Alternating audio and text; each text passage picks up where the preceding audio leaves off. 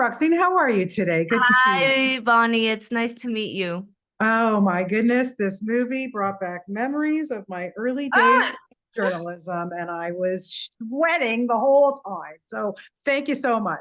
So I have to say, after watching this, I am so thankful that I went into entertainment journalism and not, hard copy news. My goodness. And I have to know from you, was this something that you always wanted to do? Like, how did this whole thing start? Mhm. I've always been interested in journalism. Growing up, I wanted to be a journalist. But I think how this specific story came about was noticing, I think it must have been like 10 years ago, this sort of new pressure to present ourselves in an idealized way, Yeah. thanks to social media and the internet in order to get more attention and likes. But what was really interesting about it was the fact that something parallel was happening in journalism with the rise of clickbait and those kind of self-creating stories. And so Yeah. there was basically this attention economy emerging that was bleeding into culture at large and affecting what we were consuming.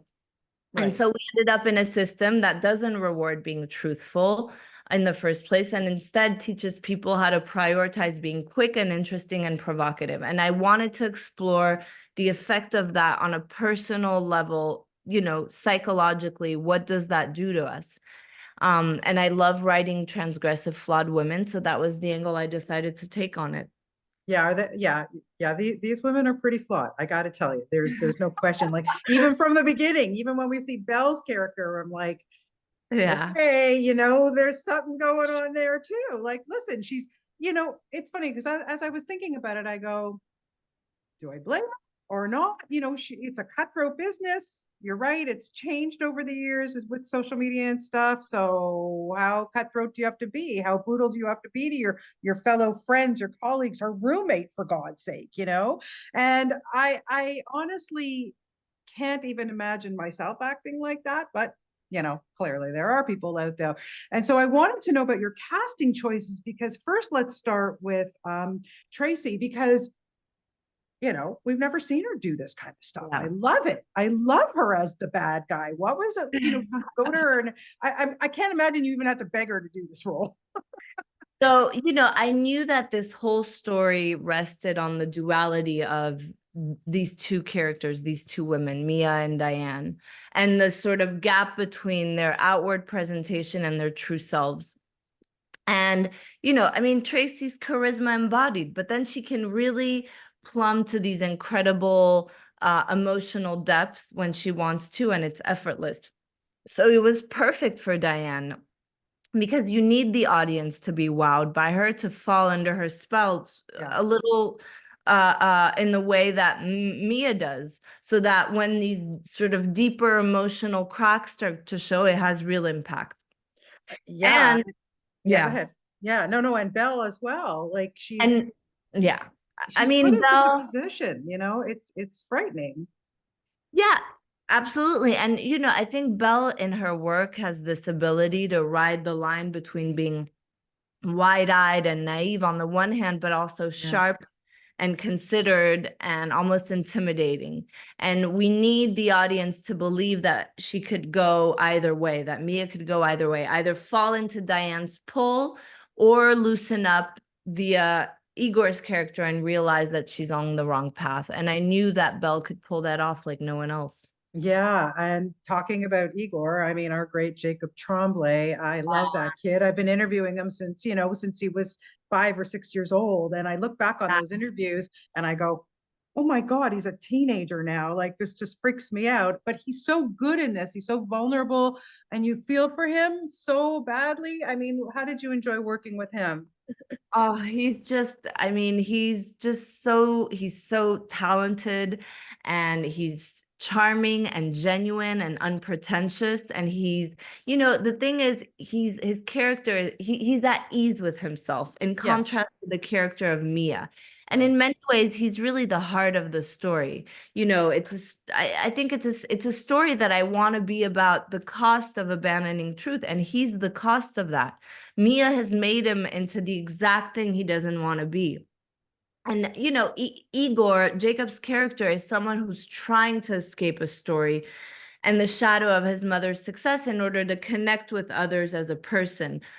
On the other hand, Mia is trying to find the story, the Mm. success at the cost of connection. So there's a nice mirror there. So really, I wanted Igor to represent the opposite from Mia, someone with similar hardship in life, but who hasn't turned that struggle into fuel for something dark. Yeah, I always wonder about people who take on jobs as like these hard-hitting journalists, and when they have to go to people's homes after somebody's died or a family member and all this kind of stuff. How do you like turn it off? How do you become kind of inhumane? I don't know. I could never do it. Do you think you could have done something like that?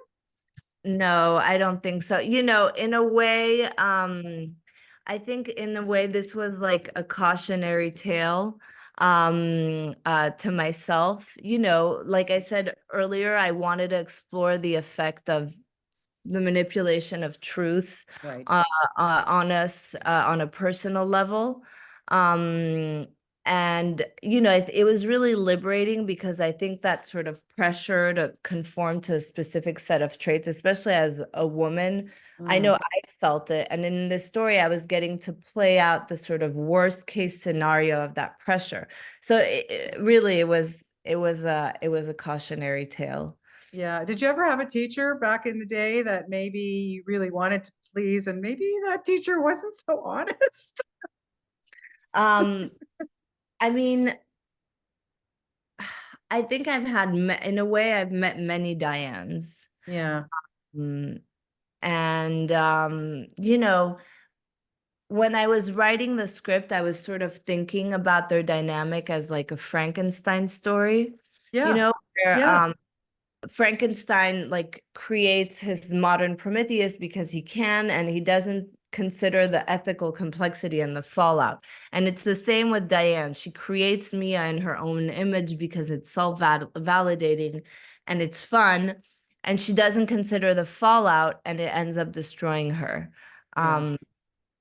So, Mia has the right constituent parts to make a Diane, but they still need putting together and shaping and nurturing. And that's what Diane does over the course of the film. Yeah, for sure. I can't believe this is your directorial debut. I thought you did such a really great job. And you had Thank the you. opportunity, of course, to work with another one of our great Canadians, sadly, who passed way too early in life, Jean-Marc Vallée, and worked with him on a couple of my favorite series, I have to say. What did you learn from that man?